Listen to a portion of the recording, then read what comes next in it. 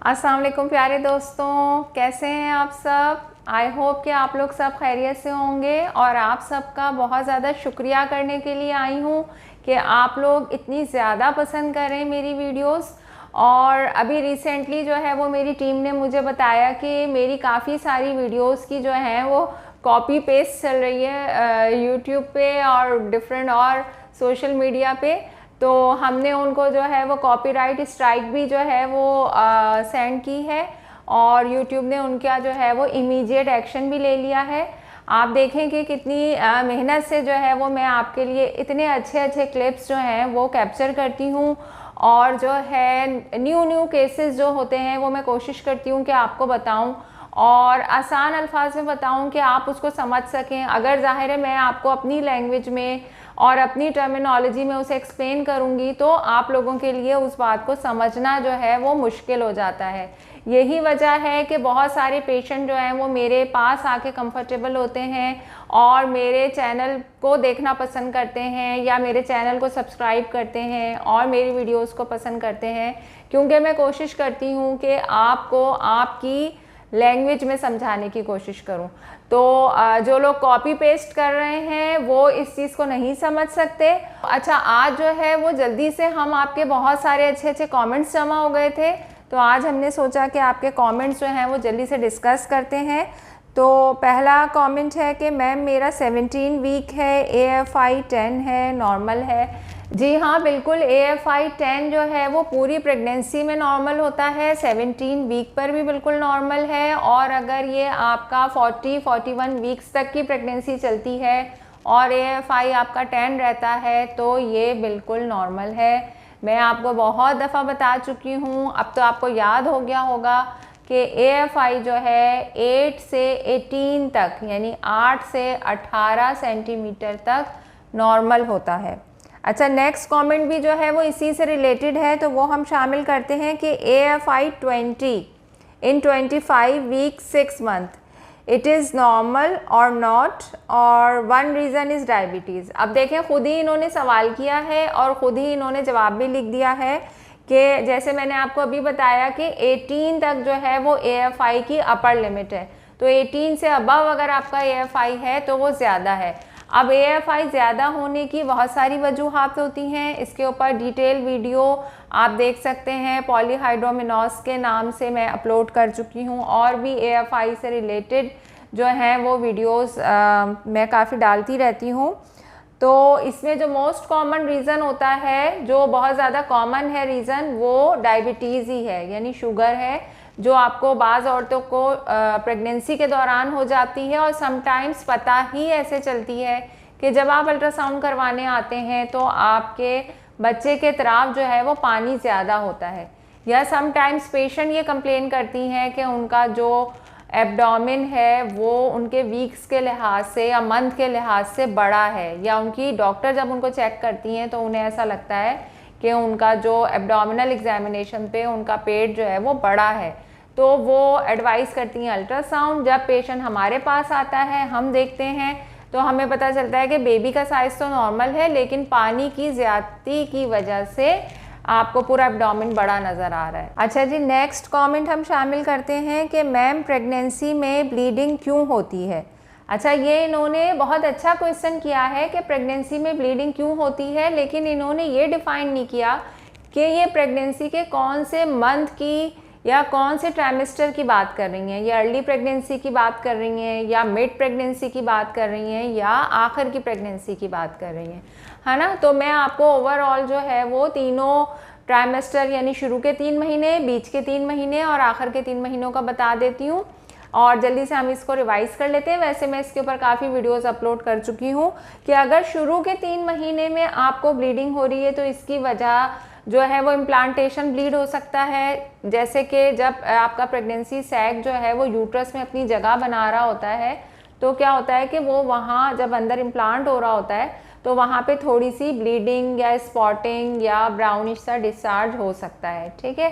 इसके अलावा समटाइम्स ऐसा होता है कि अगर खुदा ना खास्ता पेशेंट जो है वो बच्चा ज़ाया करने की कंडीशन में हो, जिसे मिसकैरेज या एबॉर्शन कहते हैं, तो भी उसका सिम्टम या साइन ये हो सकता है कि आप ब्लीड करती हुई और पेन के साथ जो है वो डॉक्टर के पास जाएं। अच्छा, इसके अलावा जो है अगर आप मिड ट्राइमेस्टर में आ जाएं, यानी कि बीच के 3 महीनों में भी ब्लीडिंग हो सकती है, उसकी वजह जो है वो कोई ट्रॉमा हो सकता है, आपके कोई ट्रॉमा हुआ जिसकी वजह से जो है ये आपको सबकोरियोनिक ब्लीड हो सकता है, ठीक है, यानी प्लासेंटा के पीछे ब्लीडिंग हो सकती है, आपका लो लाइंग प्लासेंटा हो सकता है। लो लाइंग प्लासेंटा या प्लासेंटा प्रीविया अगर है तो वो प्रेगनेंसी में आखिर वक्त तक किसी भी टाइम ब्लीड कर सकता है, ठीक है।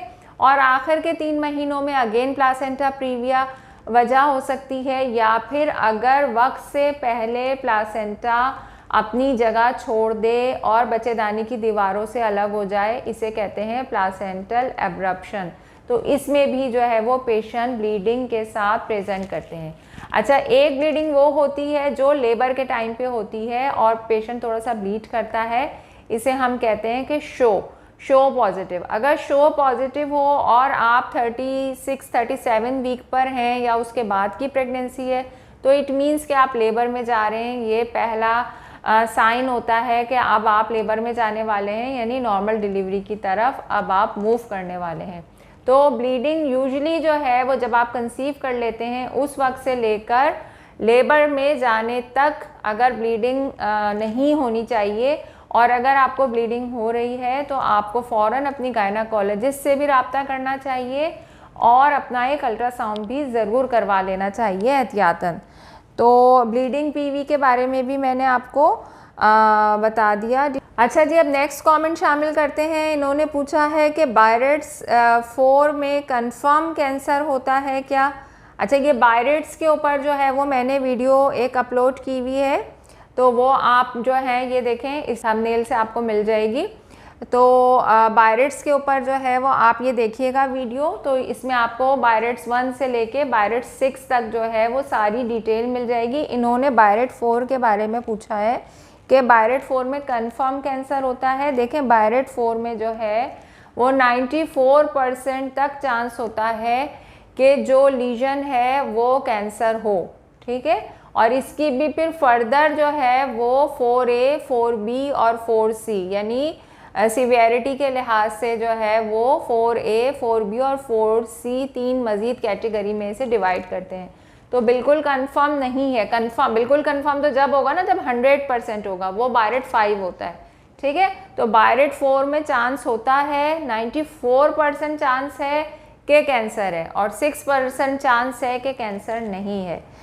तो इस तरह होता है, ठीक है। अच्छा, अब आप आ जाएं नेक्स्ट क्वेश्चन के ऊपर। नेक्स्ट क्वेश्चन इन्होंने पूछा है कि प्लासेंटा की लोब्स का मतलब क्या होता है? प्लासेंटा की लोब्स का मतलब, ये भी अच्छा क्वेश्चन इन्होंने किया है। प्लासेंटा की लोब्स के ऊपर भी मैं बहुत डिटेल में वीडियो बना के अपलोड कर चुकी हूँ। अच्छा, प्लासेंटा की यूजुअली जो होती है ना, नॉर्मली एक ही लोब होती है, एक डिस्क्वाइड लोब की शक्ल में होता है प्लासेंटा, और वो यूट्रस की किसी भी दीवार पे लगा हुआ होता है, एंटीरियर पे, पोस्टीरियर पे, फंडल पे, लैटरल पे, कहीं भी लगा हुआ होता है। समटाइम्स ऐसा होता है कि प्लासेंटा की एक लोब नहीं होती बल्कि 2 लोब्स होती हैं, और समटाइम्स ऐसा होता है कि 2 से ज़्यादा भी हो सकती हैं। अगर 2 हों तो इसे बाय लोब प्लासेंटा कहते हैं, यानी वो एक डिस्क की जगह जो है वो 2 डिस्क नज़र आ रही होंगी। तो वो 2 डिस्क कैसे होंगी? उसका कुछ पोर्शन एंटीरियर वॉल पे होगा, कुछ पोर्शन पोस्टीरियर वॉल पे होगा, बेबी एक ही होगा, ठीक है। और कॉर्ड जो है वो सेंटर में ही जाके जो है वो उसके अटैच हो रही होगी, यानी जो 2 लोब्स के बीच में जो जगह होगी ना, वहाँ पे अटैच हो रही होगी। तो ये बहुत इमेजेस के साथ जो है ना आपको इसकी डिटेल वीडियो मिल जाएगी। उसका लिंक जो है वो डिस्क्रिप्शन बॉक्स में मैं नीचे दे रही हूँ, वो आप देख लीजिएगा। तो बायलोब प्लासेंटा भी होता है। इसके अलावा जो है एक सक्सेंट्यूरेट प्लासेंटा भी होता है, जिसमें क्या होता है कि प्लासेंटा की एक बड़ी लोब होती है और उसके साथ एक छोटी सी लोब होती है जो हमें एक एक्स्ट्रा लोब के तौर पे नज़र आ रही होती है। तो उसमें भी 2-2 प्लासेंटा समझे नज़र आ रहे होते हैं, लेकिन फ़र्क ये है कि इसमें एक बड़ा मेन प्लासेंटा होगा और एक छोटा सा एक्स्ट्रा प्लासेंटा का टुकड़ा होगा, ठीक है। तो ये डॉक्टर को बताना बहुत ज़रूरी होता है। अगर हम नहीं बताएंगे रिपोर्ट में कि इस पेशेंट के पास एक एक्स्ट्रा प्लासेंटा का लोब है, तो डॉक्टर तो बड़ा वाला लोब सिर्फ डिलीवरी के टाइम डिलीवर कर लेगा और छोटा लोब अंदर रह जाएगा, और जब वो अंदर रह जाएगा तो आपको डिलीवरी के बाद क्या होगा कि ब्लीडिंग होती रहेगी, प्लासेंटा का बेबी के साथ मुकम्मल तौर पे यूट्रस से निकलना बहुत ज़रूरी होता है। यानी डिलीवरी के बाद आपके यूट्रस में प्रेगनेंसी का कोई भी चीज़ बाकी नहीं रहनी चाहिए, ना कॉर्ड का कोई टुकड़ा होना चाहिए, ना प्लासेंटा का कोई पीस होना चाहिए, ना ही बेबी का कोई पार्ट होना चाहिए। सही है, तो everything should be completely emptied, हर चीज़ को बाहर होना चाहिए ताकि आप जो हैं वो अपनी नॉर्मल फिर लाइफ की तरफ आहिस्ता आहिस्ता प्रोसीड कर सकें। अच्छा जी, ये भी हमने डिस्कस कर लिया प्लासेंटा।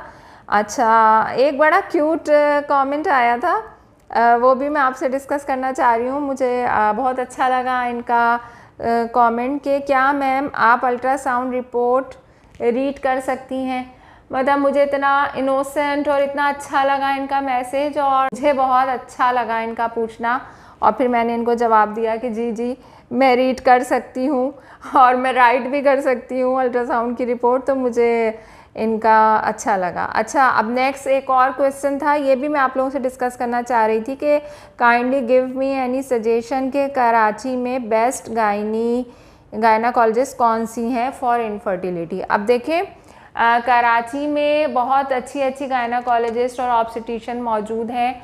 सबके साथ तो आपका एक्सपोजर नहीं होता, आपका जिस हॉस्पिटल में आप वर्क कर रहे होते हैं वहीं के डॉक्टर्स के साथ आपका एक्सपोजर होता है। तो किसी भी टर्शरी हॉस्पिटल में जो डॉक्टर्स होते हैं वो अच्छे होते हैं, बहुत क्वालिफाइड होते हैं, हाईली क्वालिफाइड होते हैं, और वो आपको सही मशवरा दे रहे होते हैं।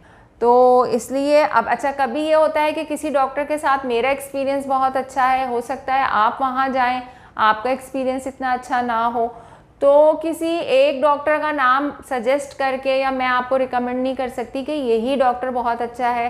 तो आप लोग जो हैं वो इसको देख लें।